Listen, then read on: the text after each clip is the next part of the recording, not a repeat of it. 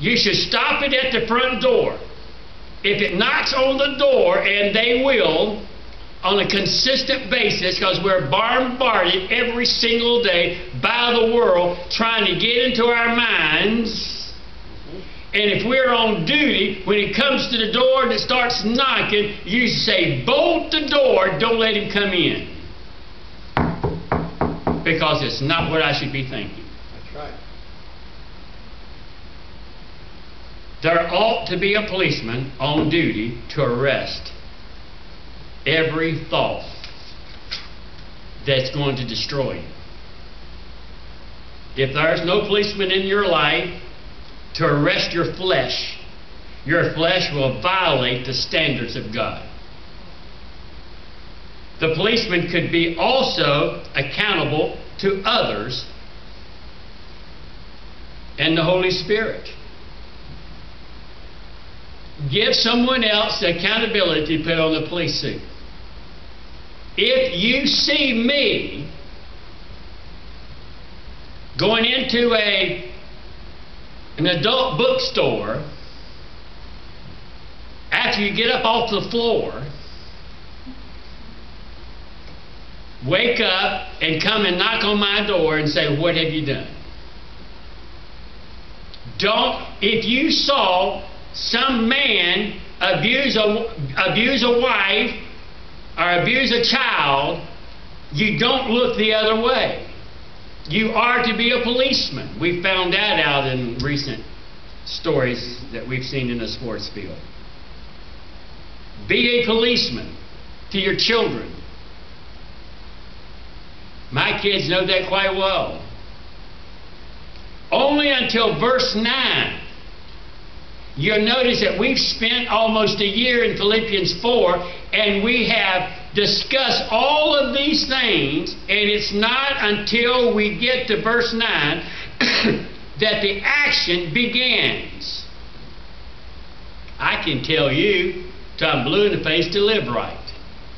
And you know you should live right. But unless you know how to live right, you won't do it. So Paul has spent 8 verses helping you understand the principles behind all of this before he tells you to do it. He's taught you how to do it before he tells you to do it. 2 Corinthians chapter 10 verse 4. Our weapon which helps us against the flesh is not the flesh.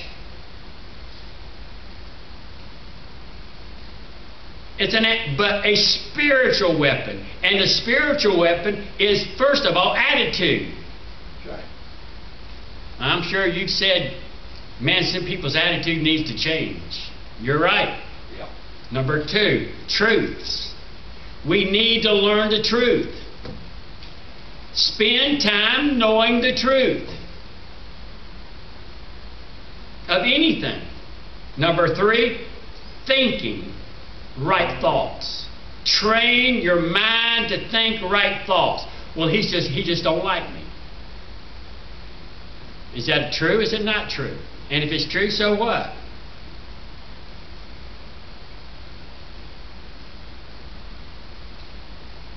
Verse 5 says of 2 Corinthians chapter 10 verse 5 that we are to bring into captivity every thought into the obedience of Christ. We are to corral, lasso, put in jail every thought that is against God and keep it there.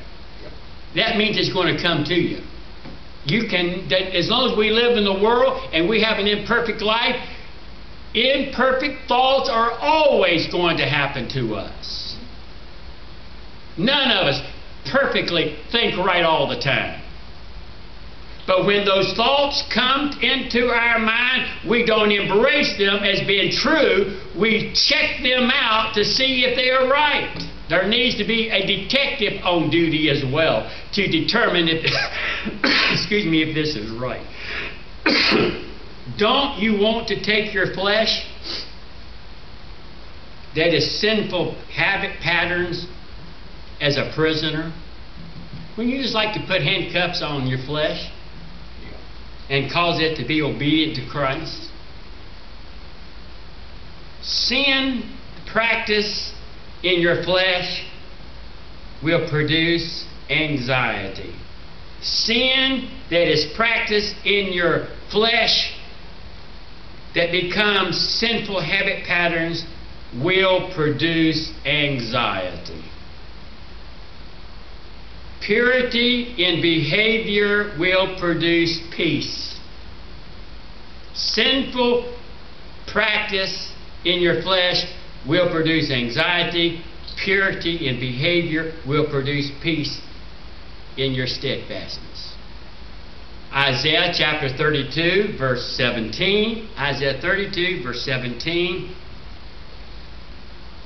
And the work of righteousness shall be peace, and the effort of righteousness, quietness, and assurance forever.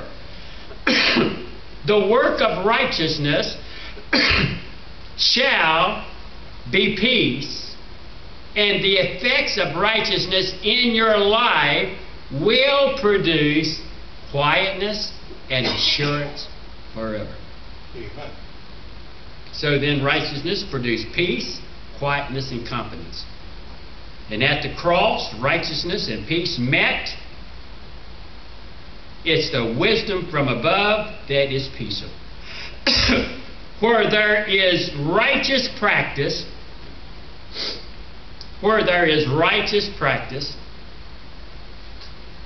there is contentment.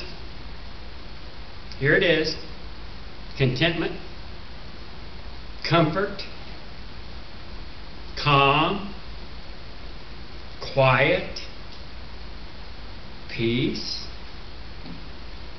stability, steadfastness.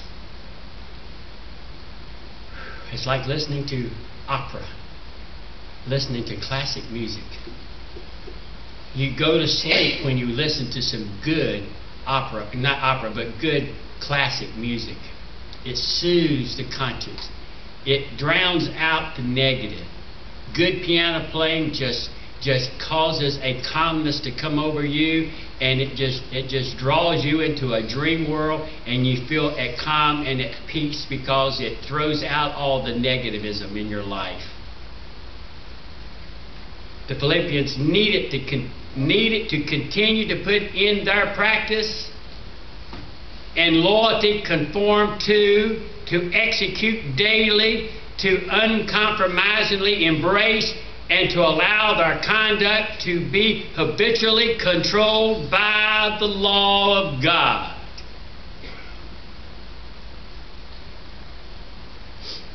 You practice doing right.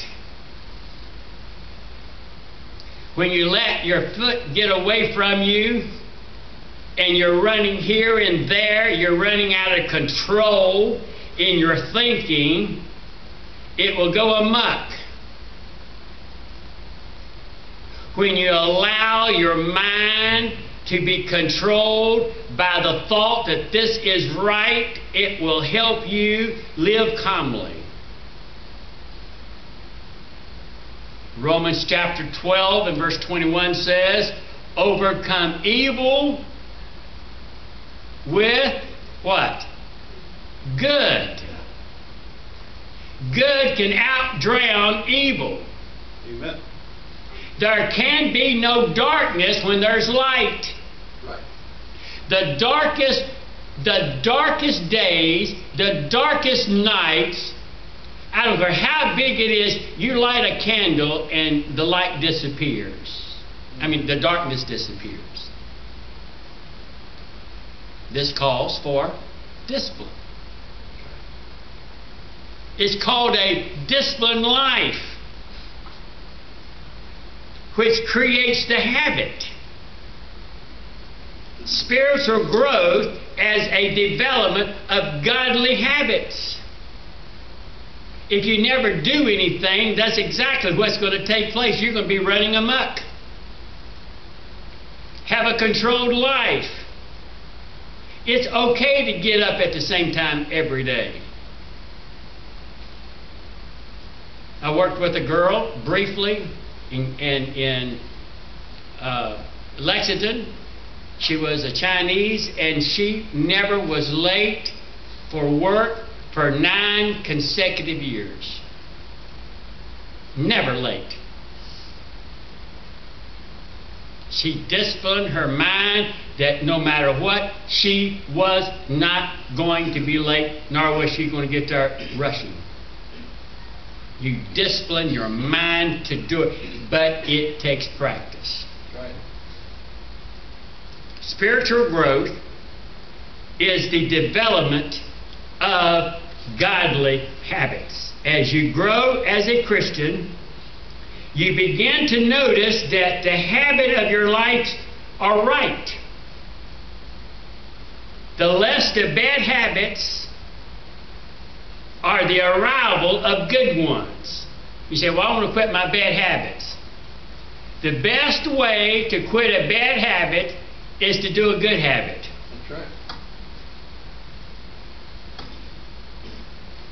If you know you're doing a bad habit, break it with doing something that's good. I could throw in, start drinking some green smoothies.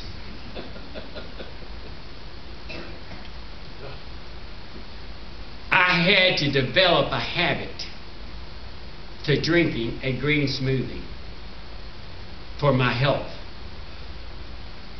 Guess what else I had to do?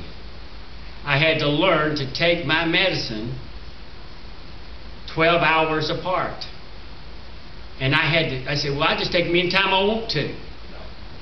Well, you could, but that is bad discipline, so I take my pills at 8 o'clock in the morning and 8 o'clock at night. And after 2 weeks, my mind has been trained, oh, it's 8 o'clock. I got to go do it. Practicing makes perfect. Exactly. If I want to live longer, I have to practice good habits. Right. You practice bad habits because that's exactly what your attitude is. Self-discipline by the power of God equals cultivating good habits. Notice verse 9. These things, what things? The things which you have heard and learned and received and seen of me.